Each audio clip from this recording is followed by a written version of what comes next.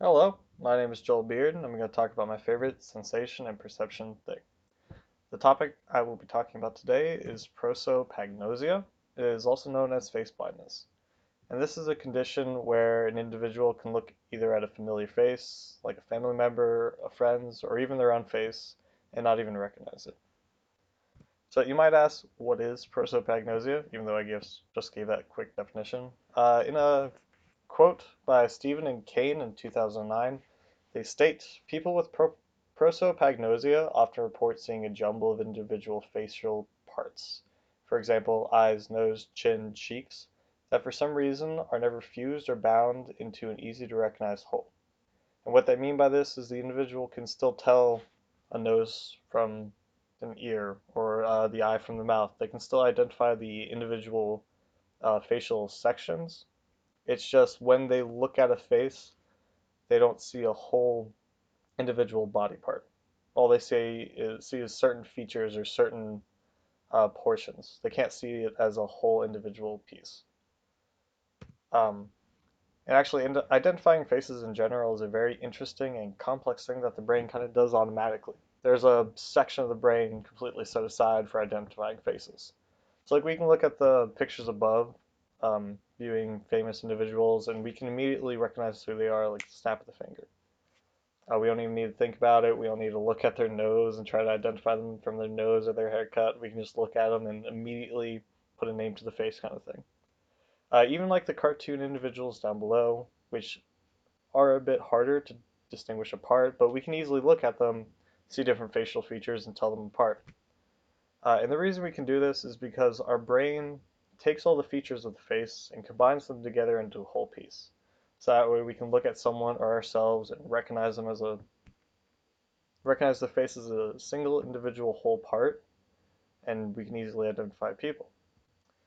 An example of how this actually works is if you take this picture, it might look completely normal to you at first, unless you stare at it for a while. But if you take that same picture, flip it upside down, you can quickly realize that there's something wrong with it. And this one, the mouth and the nose, or sorry, the mouth and the eyes are flipped upside down, which looks completely kind of creepy in this position. But like I said, if you flip back over, you can even look again. You can see that the mouth is still upside down, and that the eyes are still upside down as well. But we are so used to recognizing faces right side up that we take all these individual features and our brain puts them together as a face. And we say, yes, that face is upside down, but the eyes and the mouth are in the right parts, like they're in the right orientation, so we just assume it kind of looks normal. I can show you again. As soon as it flips back upside down or right side up, it's definitely not normal. So people who are face blind or have prosopagnosia, they can still see these features of faces, but they can't exactly combine them together as a whole piece, which is the reason it's hard for them to identify people or even themselves in mirrors. An example of this is taking these pictures here.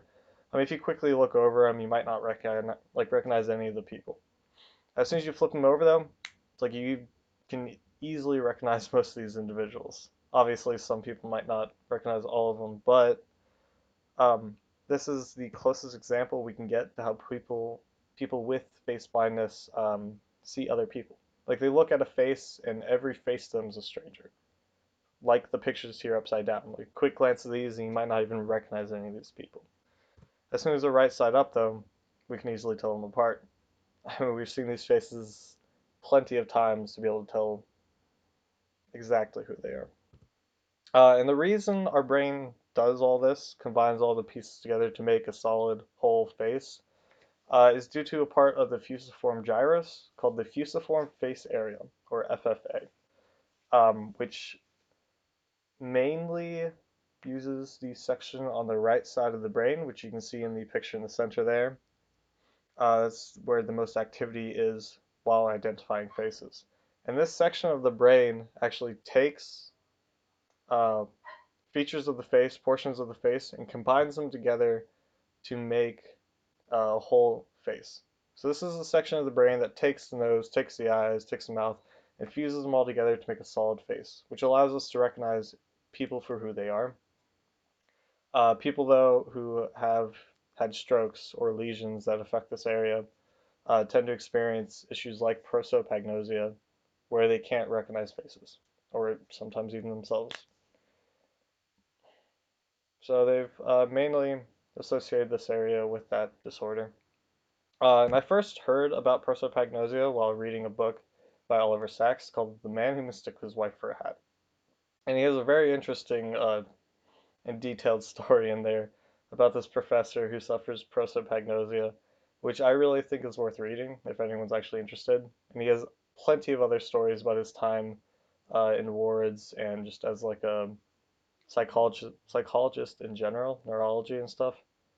And I definitely think it's worth checking out if anyone's interested. Here's a few references for you too if anyone wants to look through things. Thank you so much. You have a good day.